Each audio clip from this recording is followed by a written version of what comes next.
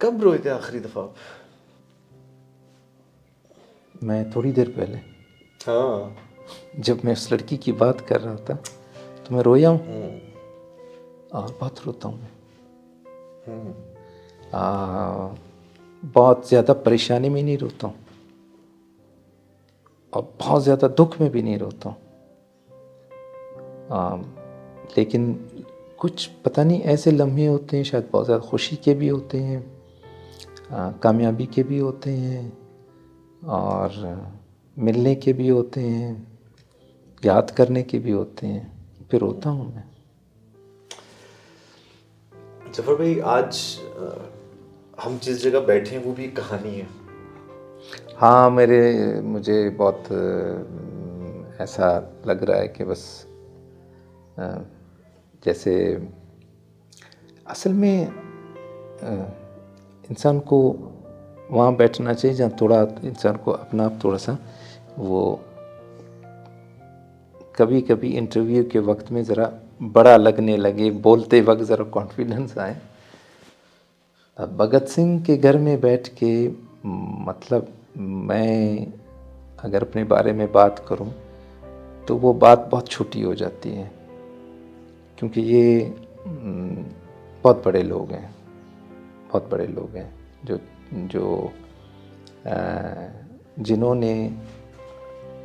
مطلب انسانی آزادی، اور وہ کسی مذہبی، کسی نسلی، کسی قومیت سے بالا تر ہو کر بالکل انسانی آزادی کا علم بردار ہے۔ اور مجھے بھگت سنگھ، اور اس میں سب سے بڑی بات مجھے یہ نظر آتی ہے کہ وہ شخص، وہ کوئی فائٹر نہیں تھا کہ اس نے کوئی فریڈم فائٹنگ، لیکن وہ بہت بڑا فائٹر تھا، ٹھیک ہے نا، وہ اتنا ہی بڑا جنگجو تھا، لیکن اس کے جنگ کرنے کا انداز کتنا پولیٹیکل ہے، سمجھ گئے نا،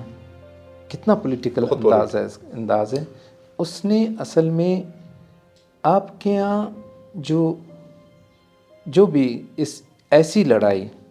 جو کہ حق تلفی یا انسانی فلاح کے لیے، یا انسان کو آگے بڑھانے کی جو لڑائی ہوتی ہے، وہ اصل میں نظریاتی ہوتی ہے۔ آپ نے وہ، میں نے کہا ڈرل کر کے آپ نے وہ نظریہ پہنچانا ہوتا ہے۔ تو یہ وہ لوگ تھے جو خود پھٹ کے انہوں نے اتنی بڑی آواز پیدا کی جس کو ہر کسی نے سنی، یہ ان کا کمال ہے۔ اور وہ جو کس ذہنی سطح کا آدمی، اور پھر ایسی جگہ پہ، مطلب جیسے میں دیکھتا ہوں ابھی یہ فیصل آباد کے پاس، یہ ایک چھوٹے سے گاؤں سے پیدا ہوا یہ شخص، اس کو مطلب کتنی ایک قسم کا شعور اور آگہی کہ کس جگہ پہ پہنچا، 25 سال کا ایک نوجوان۔ تو سچ کی اور آزادی کی لڑائی جو ہے نا، وہ ہمیشہ نظریاتی ہوتی ہے، اور اس نظریے کو لے کے چلنا ہوتا ہے۔ اس میں مسلس کی بجائے دماغ بنانے پڑتے ہیں،